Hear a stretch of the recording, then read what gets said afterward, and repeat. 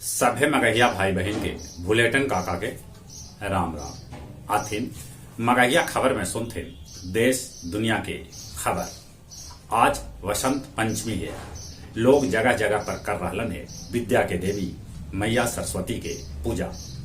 बिहार के राज्यपाल फागू चौहान और मुख्यमंत्री नीतीश कुमार वसंत पंचमी और सरस्वती पूजा के सभे के दिलन है बधाई।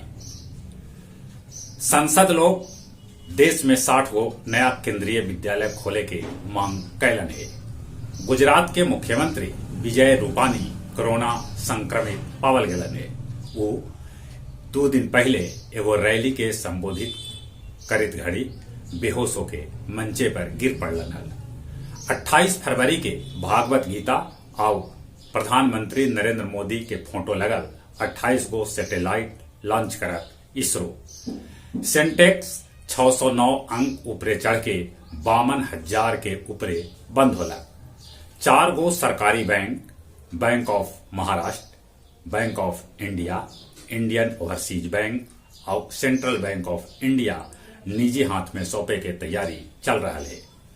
बंगाल में चुनाव से ठीक पहले ममता दीदी शुरू कैलन माय के रसोई। भाजपा चुटकी लेलक भिखारी बना के लगा रहन है लंगर। ई बेर 700 के जगह 800 मतदाता पर रहत पंचायत के एगो बूथ। बिहार में मैट्रिक परीक्षा कल से 16.84 लाख परीक्षार्थी लेतन भाग। बिना मास्क के परीक्षा केंद्र में जाए के अनुमति न भेटाए। बिहार में महसूस करल गेल कल भूकंप के झटका रिक्टर पैमाना पर एकर तीव्रता 3.5 नापल गेल। पूर्णिया जिला के सरसी थाना के बुढ़िया गोला गांव में एगो ट्रक घर में घुस गेल, जेकरा से माय, बेटी और नाती के दर्दनाक मौत हो गेल। काला हांडी अभ्यारण्य में पिछलका 14 दिन में 6 गो हाथी के मौत हो गेल। उत्तराखंड में मृतक श्रमिक सभी के एनटीपीसी देतक 20-20 लाख रुपया के मुआवजा। नाइजीरिया के पूर्व वित्त मंत्री ओकोंजो इवीबाला बनलन विश्व व्यापार संगठन के पहला महिला प्रमुख। अमेरिकी राष्ट्रपति जो बाइडेन संसद से आग्रह कैलका है कि देश में बंदूक से जुड़ल कानून सख्त होवे के चाहिए। पाकिस्तान में वेतन वृद्धि करे लेल प्रदर्शन करे सरकारी कर्मी पर दागल गेल आश्रू गैस के गोला। पाकिस्तान के गृह मंत्री राशिद अहमद दिलन एकदम से अटपटा बयान। वो कहलन कि बड़ी दिन से आश्रू गैस के गोला एगो कनस्टर में रखल हल, एकरा टेस्ट करे लेल एकरा दागना जरूरी है। नेपाल में पेट्रोल के दाम कम होवे से सीमा पर हो रहल है पेट्रोल के तस्करी। दुनिया के कैकन देश में दिख रहल है मौसम के अजब गजब नजारा। स्पेन में बर्फबारी के 50 बछर के रिकॉर्ड टूटल त ऑस्ट्रेलिया में जनवरी महीना में तापमान 40 डिग्री पहुंच गया। अमेरिका के ओक्लाहोमा सिटी में बर्फीला तूफान चलल। गया जिला में कल होयल पैक्स चुनाव के परिणाम सामने आ गलक। कोरोना वैक्सीन न लगावे वाला ग्रामीण चिकित्सक के प्रैक्टिस पर लगावल जाए रोक। ई बात गया के जिलाधिकारी अभिषेक सिंह कहल का है। 12 चट्टी के बुमेर गांव में 15 एकड़ में लगल अफीम के फसल नष्ट कर देवल गेल।